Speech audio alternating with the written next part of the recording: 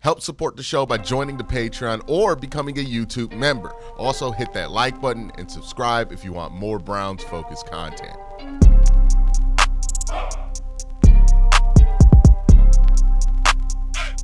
This quarterback class has been highly talked about for negative reasons. We can all agree on that.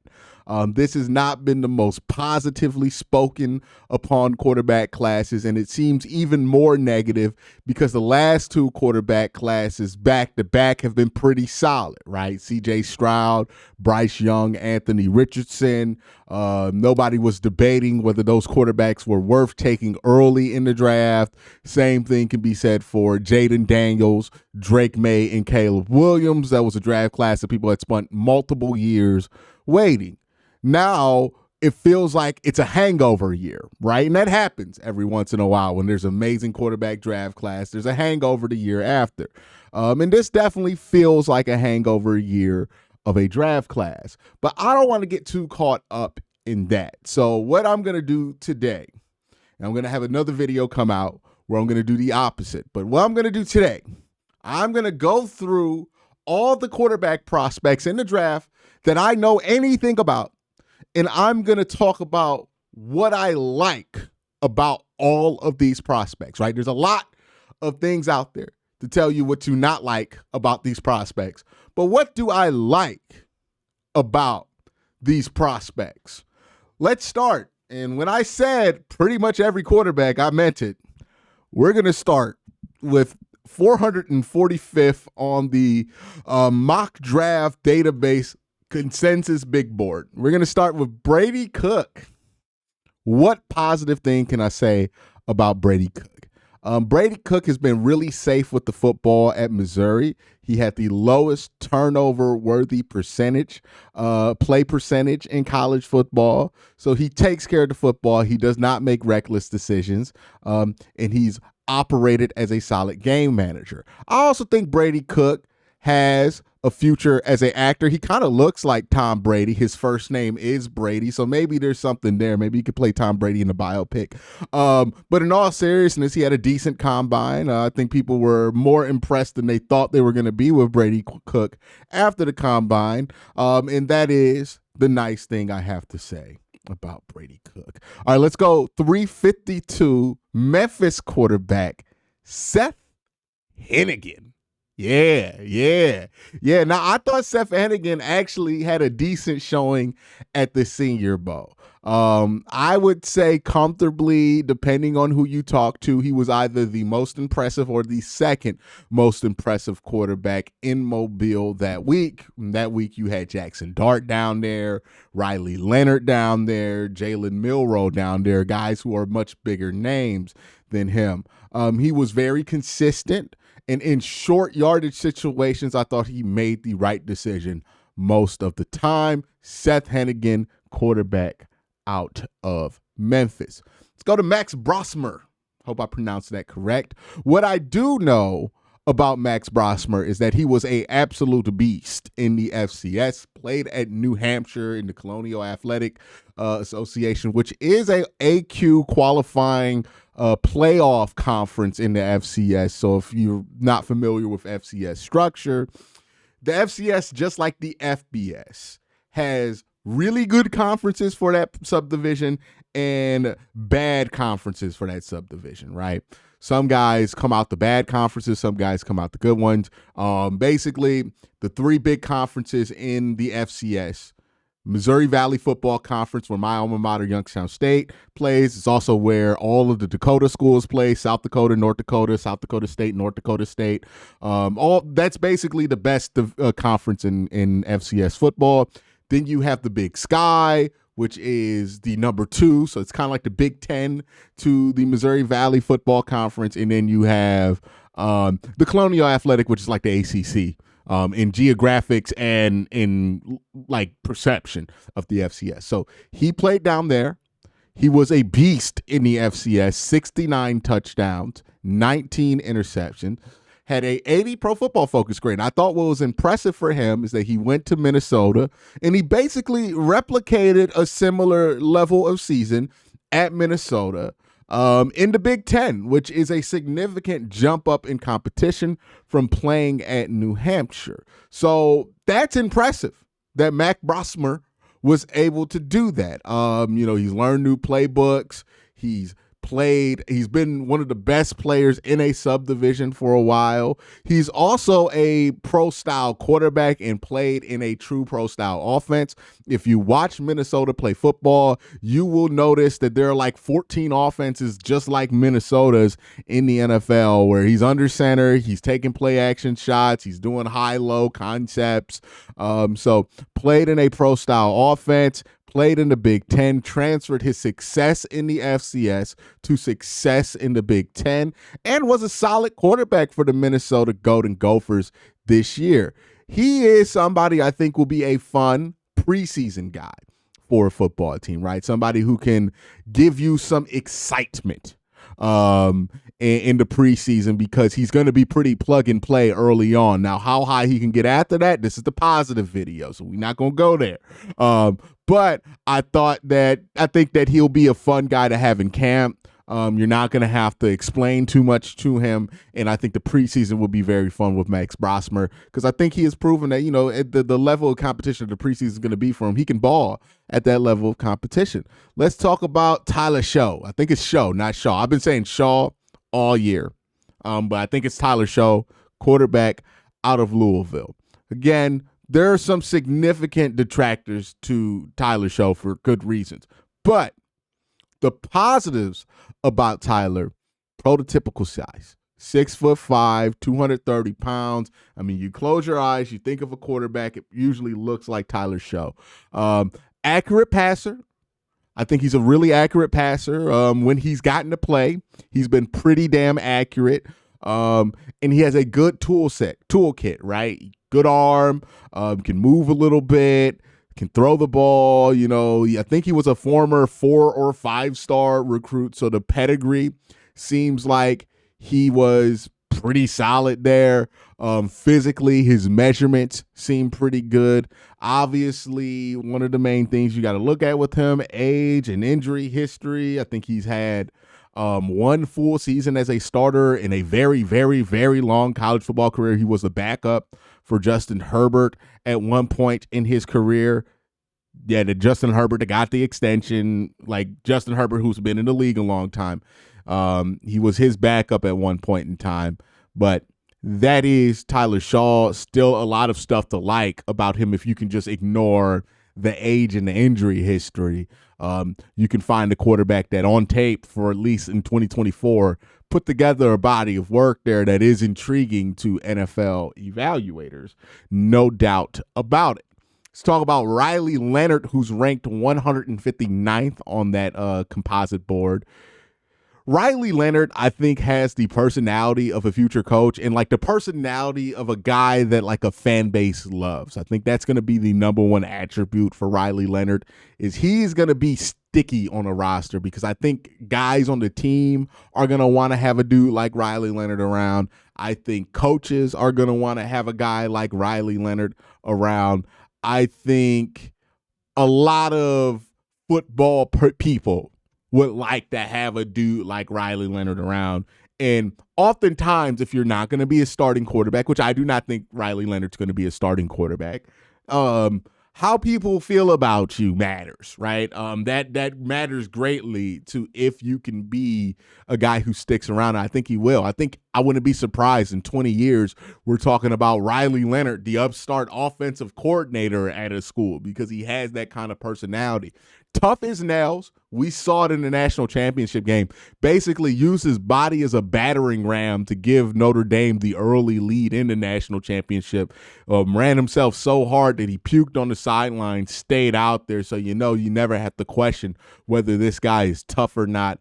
And he's the kind of guy, again, athletic enough to be a really good practice player in the NFL. And then a fun guy, kind of that Josh Dobbs quality about him that'll make him really fun to watch in the preseason, which matters, right? You want a guy to get out there, get guys excited to be playing in the preseason. I think he could be that too. And maybe he can flash to a point to where he becomes a solid backup in the league.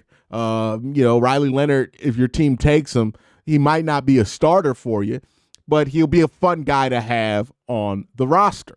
Let's go Kyle McCord, number 145 on a lot of boards here on the composite board.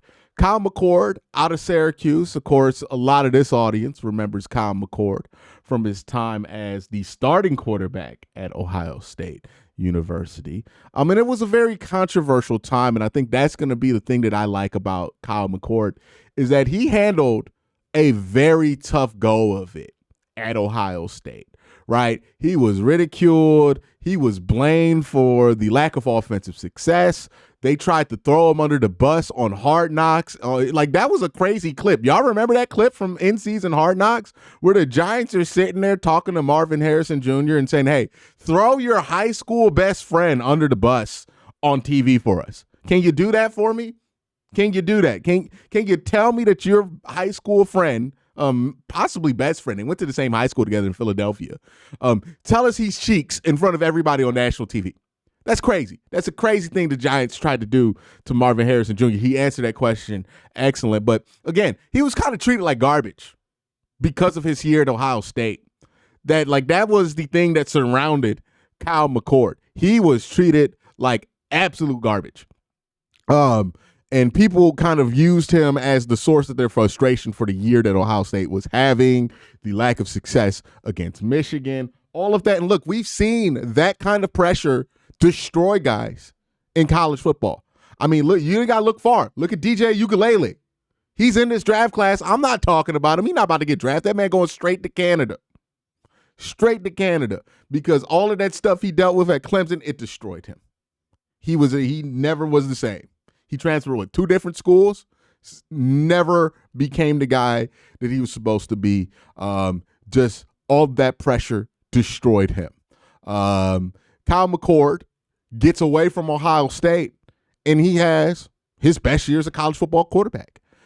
He was Pro Football Focus's leader in deep ball grade, shockingly enough.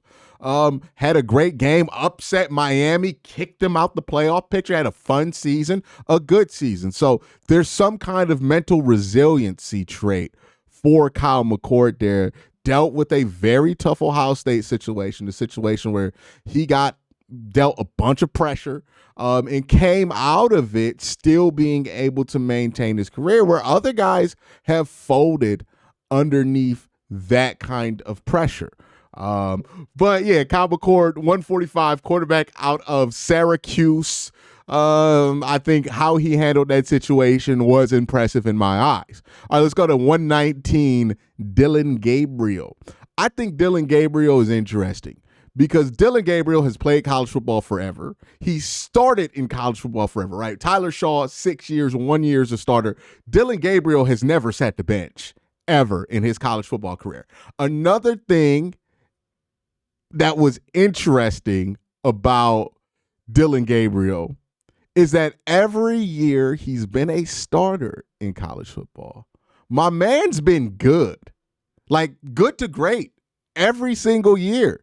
Dillon Gabriel has played college football, and whether it be UCF, Oklahoma, Oregon, Big 10, Big 12, UCF, 2 different coaches. He's been through a lot of offensive coordinators. He's changed offenses a ton of times. He's going to come in understanding how to learn an offense off short notice very quickly. He has a better arm than people think, right? You look at him, he's a little itty bitty guy, right? He's not big at all. He's like Spencer Rattler, tiny, like 5'10".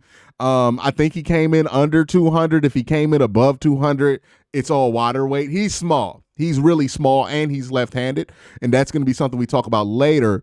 But better arm than you think. He can push it for that little frame. And he has been a solid quarterback everywhere he's played at every competition level.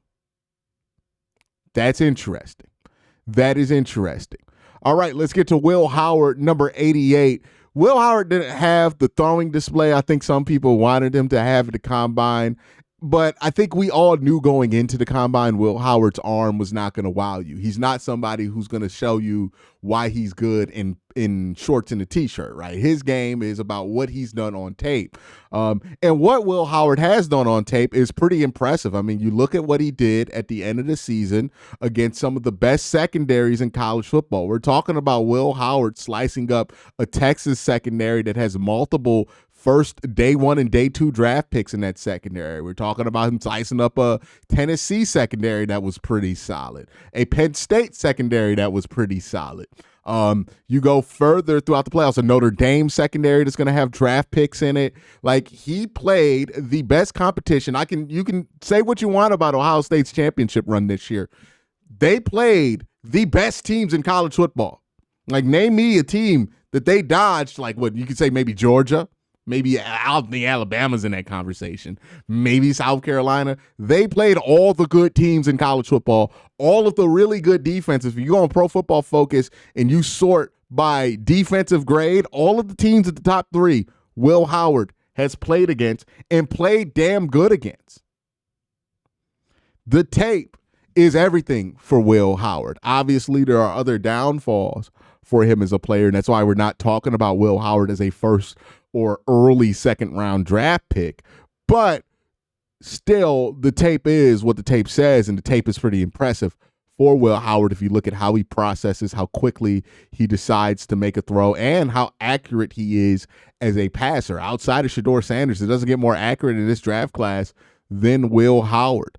So a lot positive to say about Will. I'll cut it short here so the Will Howard segment isn't like 10 minutes. Y'all know that I like how Will Howard plays football, but that just might be a me thing, right? I'm willing to admit that just might be a me thing, right? But I have my preferences. I'm allowed to have my preferences in how I like my quarterbacks to play.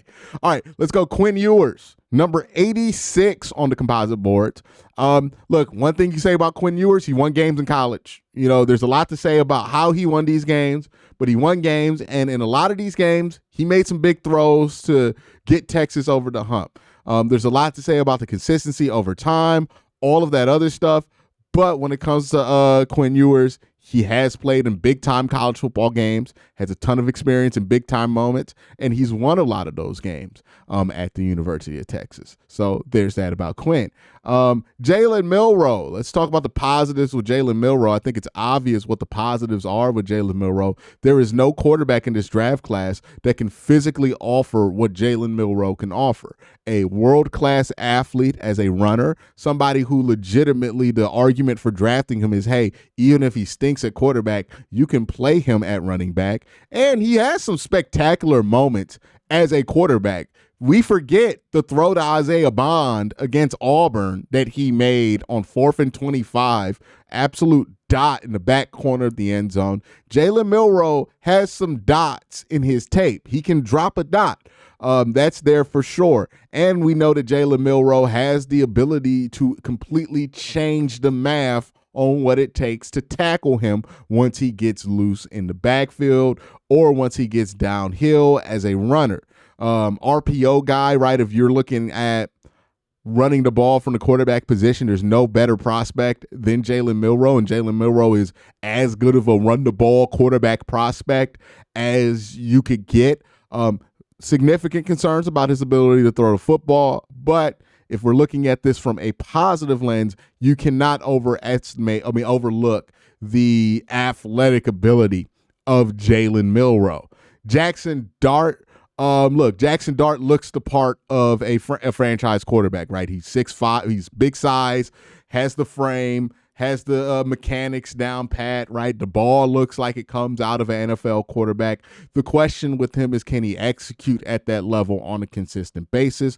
But if you're looking for a guy who fits the part, who comes straight out of central casting, Jackson Dart is your man. Let's talk about the top 2 guys here. Shedeur Sanders. Very accurate quarterback, right? Has a lot of stuff in there where he stays in the pocket and he throws a very accurate ball downfield.